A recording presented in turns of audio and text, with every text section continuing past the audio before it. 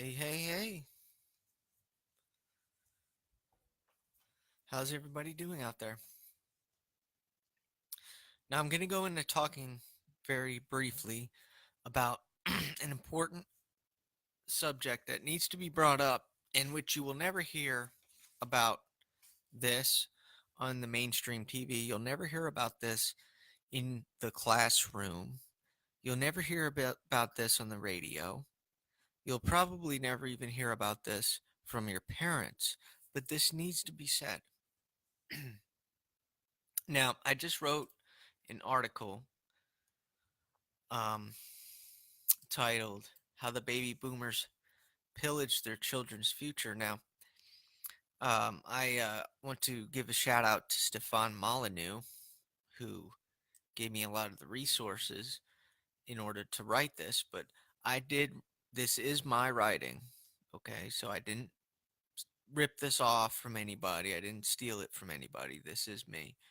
Um, and I go into the baby boomers and how I think that their free reign of self indulgence, along with their loss of religion, gave rise to what I call mysticism. Now, let me read a little bit from my article.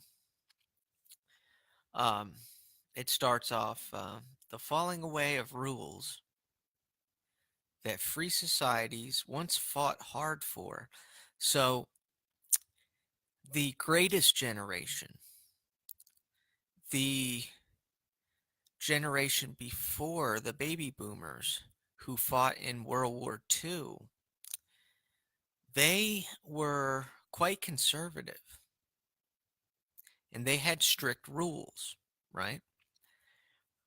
Societal rules. They saved their money, they bought very little, they bought only what they needed, and they saved their money, and they had a very societal conservatism to their actions, and they believed in family. They believed in hard work. They conserved their money. This was something that the baby boomers, this was a belief that the baby boomers did not follow. Okay, the baby boomers did not have the same beliefs as the greatest generation, their parents, the ones who fought in World War II. The baby boomers were greedy, they were impulsive. They were the generation of if it feels good, do it. Right? So with the 60s what you saw was a fall away from tradition. So the rules no longer applied. Okay?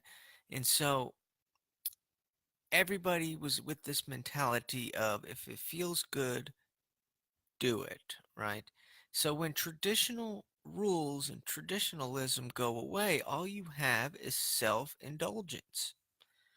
And with this new ideology came a huge 300% rise in divorce, came a huge rise in the national debt, and most importantly, saw a huge rise in the state. That's very important. So the baby boomers are associated with a huge rise in the state. Okay. Um, Now I go on to say this squandering can be attributed to the baby boomers who saw the greatest prosperity of any generation throughout history. So the baby boomers were arguably the most prosperous generation in the history of mankind. And yet somehow they became the most greediest.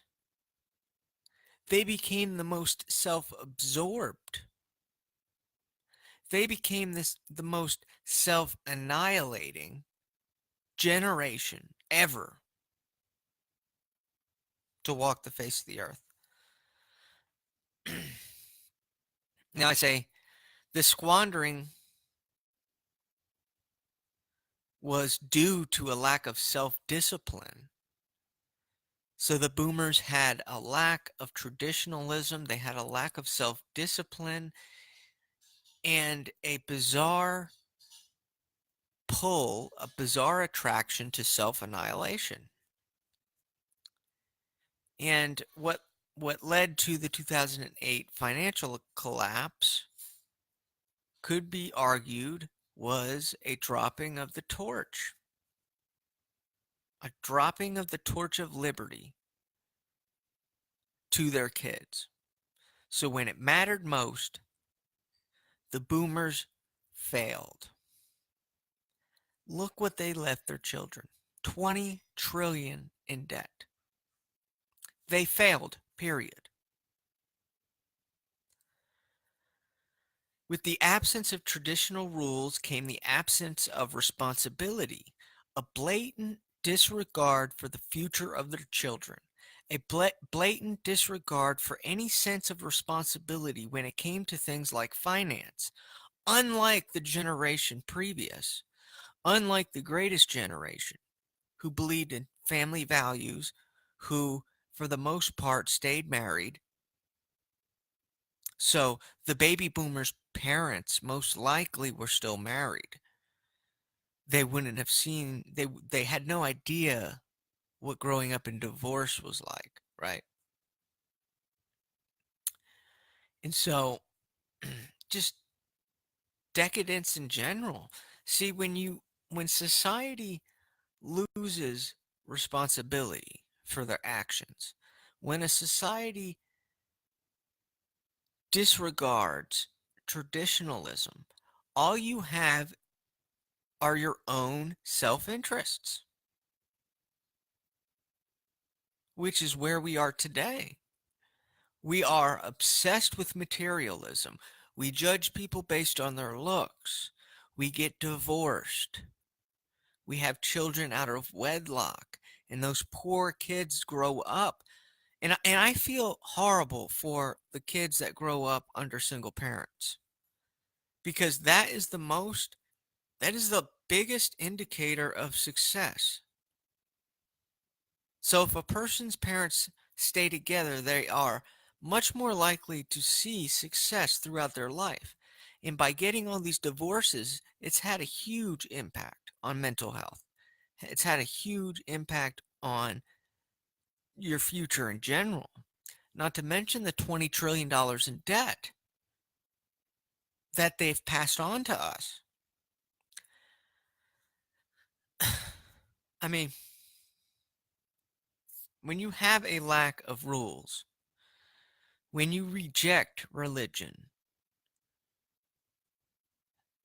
all you have is impulsiveness. All you have left is greed. Hence the rise of the divorce rate, rise of the national debt, rise of the state. Now, I must say, the rise of the national debt is evidence. That's the evidence of entitlement, the evidence of greed that the boomers have left us. So,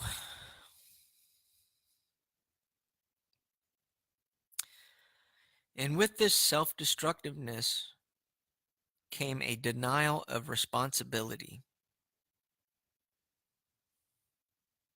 So they never apologized. You never seen Clinton get up there and apologize. You never seen any of our leaders apologize. Instead, what you got was a silent enslavement of future generations through debt peonage. See, A lot of you don't understand. We are going to have to flip that bill. Somebody has to flip that bill. And I'll tell you right now, the way things look, it's not going to be men who flip the bill. Because I'll tell you this, if a man doesn't have anything to go home to, he's not going to fight for this country. So if we ever do have a serious war, we will lose. We will lose. The millennials have been burdened with the difficult task of picking up the torch of liberty, not receiving it like the generation before us had received it from the greatest generation. No, we had to pick up the torch. The torch was lying on the ground in the mud. The baby boomers dropped it. They dropped the torch of liberty. When it mattered most, the boomers failed.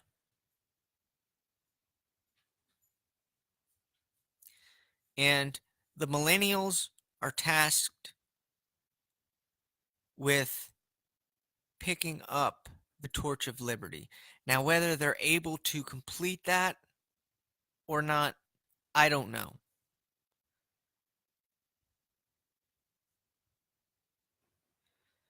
But the millennials are the ones who are going to have to deal with this debt that has been burdened, that they have been burdened with.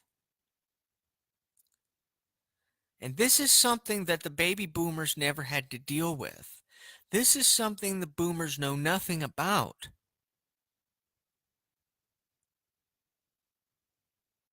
And I'm afraid that the millennials don't have the strength to get through it. Because the boomers didn't teach the millennial children to be fighters, right? You see, the greatest generation, they taught their baby boomers to be fighters. Because why? Because they had to fight. They had to fight wars.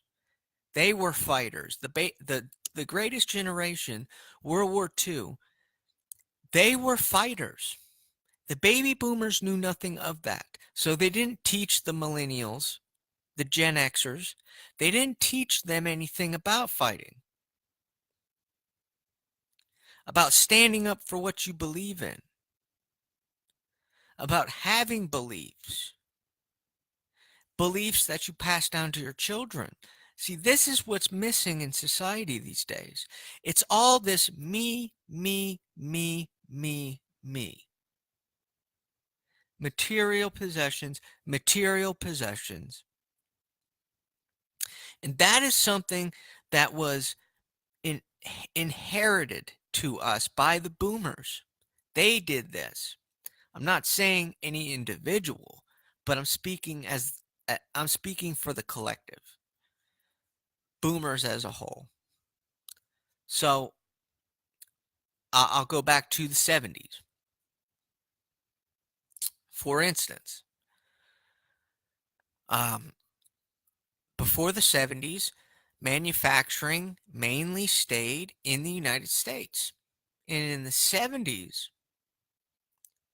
the boomers went over to China. And what happened was globalization happened. And they built their manufacturing facilities over in China. And so that's why a lot of your stuff that you buy is made in China. The boomers are responsible for this. And so what that did was that destroyed the white working class and the black working class.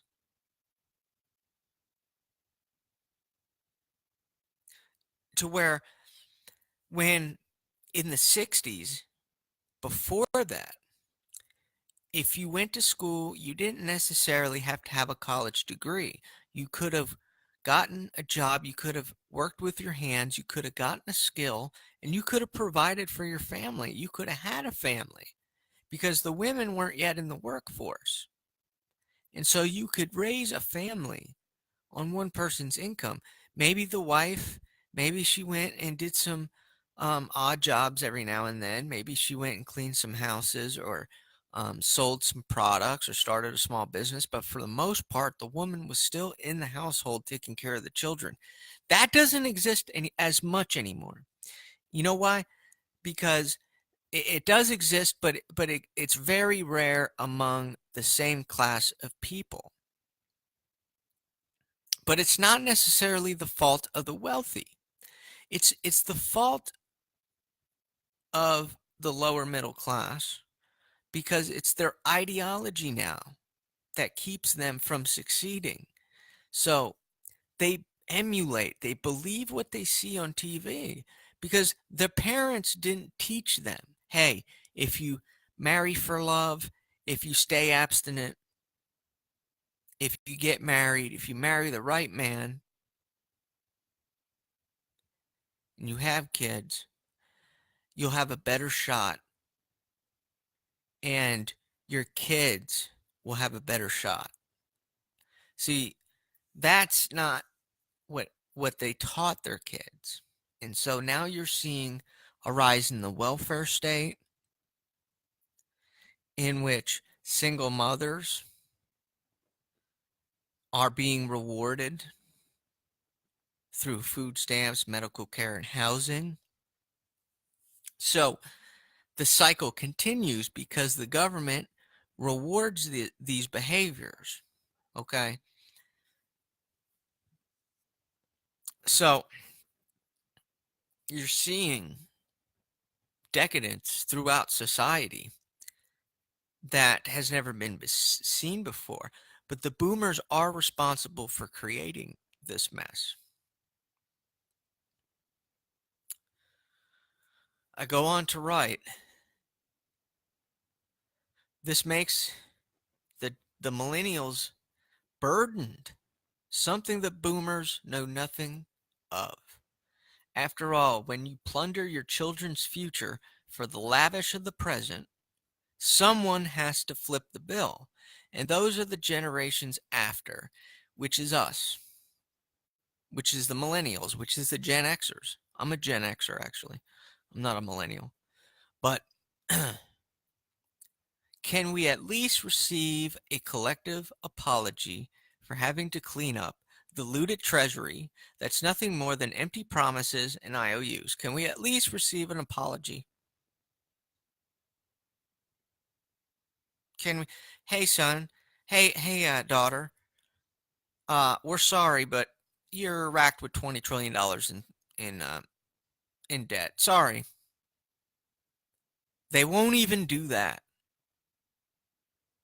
They're that self-maniacal. They're that megalomaniacal, if that's a word, that they can't even do that. We are in a bad, bad spot.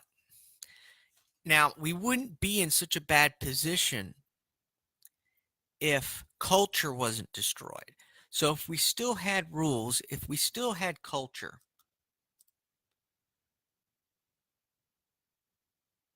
if we still had culture, then we would still have the American family. We wouldn't have all this single mother, single parents culture. So not only did they destroy our financial future, they destroyed our culture. They destroyed American culture.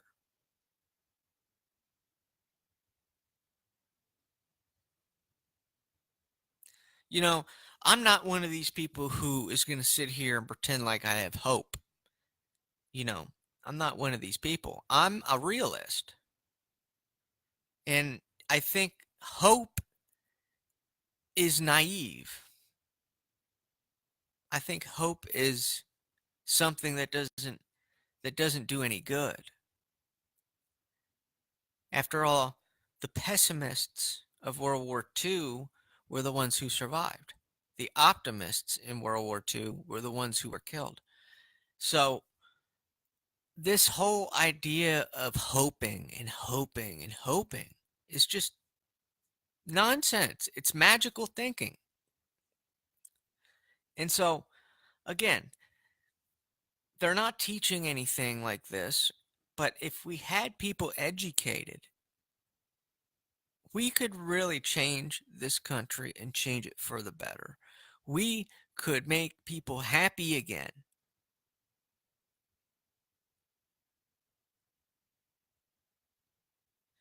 But I'm afraid we're not doing that. And the reason we're not doing that is because the rise of the state.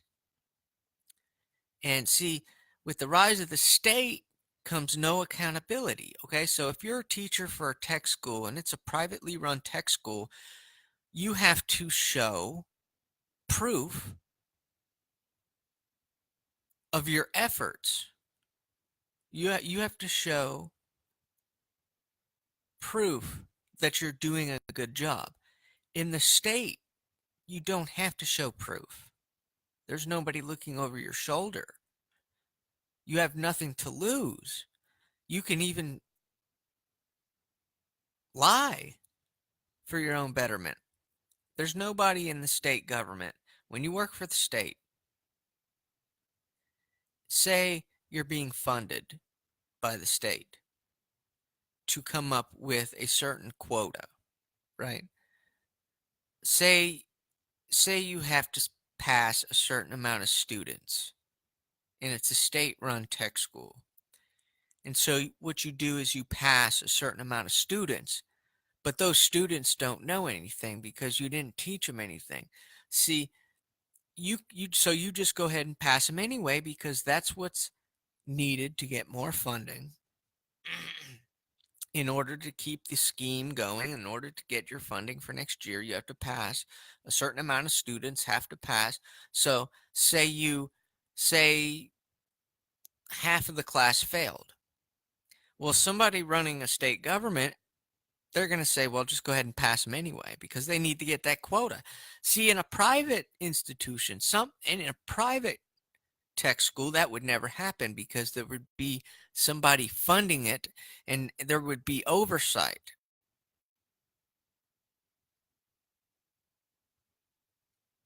If the students um, had to prove that they knew what they were doing, or else the teacher wouldn't get funded or the teacher would lose his job, then the teacher would do his job. He would have to. That's just an example, and that example can be used for any institution, any example of any type of state-run program. There's so much corruption, so much lies in the state, and this is what the greatest generation fought against, was a rising socialist state. And so when they went over to Normandy Beach and they fought and died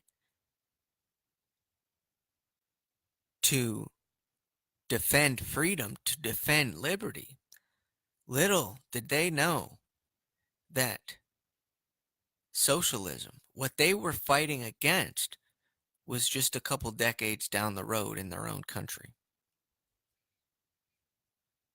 That is sad. All right, guys, leave your comments. I'd like to have some more people on the show, so if you guys want to come on the broadcast, let me know. We can talk philosophy issues. So let me know, guys. Okay? Thank you.